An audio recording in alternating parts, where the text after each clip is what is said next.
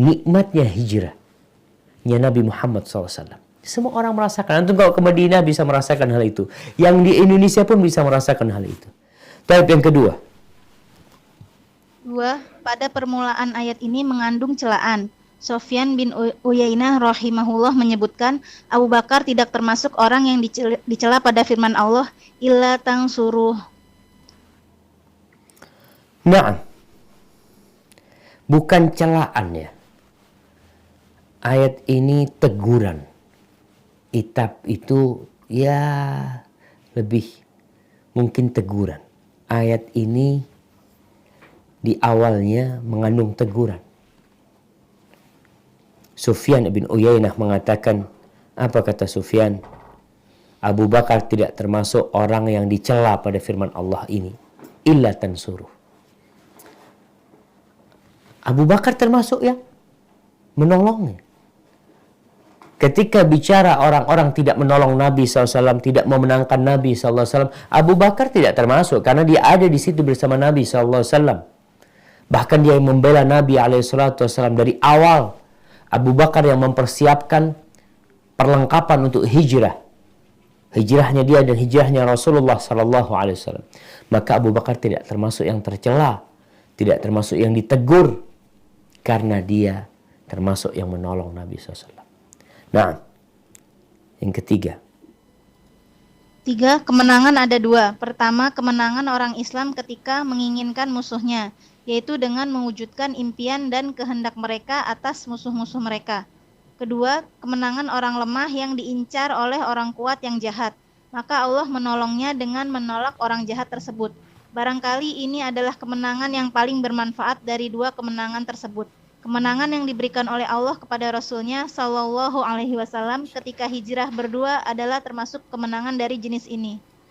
Nah, kalau bicara kita berburu kemenangan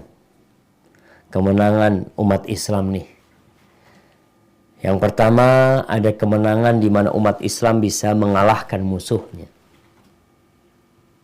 Allah Subhanahu wa taala mewujudkan apa yang mereka inginkan. Musuhnya kalah. Ini kemenangan yang pertama. Kemenangan yang kedua adalah kemenangan orang lemah yang musuhnya ingin mengalahkan dia. Musuhnya ini sedang berusaha untuk menekan, menindas. Ada orang-orang kuat, ada penguasa-penguasa seperti yang terjadi di kota Mekah ketika Nabi SAW hijrah. Penguasa kota Mekah itu ingin membunuh Nabi kita Muhammad SAW, ingin menghabiskan umat Islam dari kota Mekah Al-Mukarramah, yang akhirnya umat Islam pun keluar dari Mekah Al-Mukarramah. Akhirnya di sini Allah memberikan kepada nabinya kemenangan sehingga musuhnya tidak bisa menguasainya, tidak bisa menyakitinya, dan disebutkan ini adalah kemenangan yang lebih bermanfaat, di mana Allah menolong Rasulnya ketika diusir oleh orang-orang kafir. Rasulullah SAW lemah. Beliau tidak memiliki bala tentara pada waktu itu. Sahabat-sahabat yang beriman pun kebanyakan sudah pergi. Umar sudah pergi.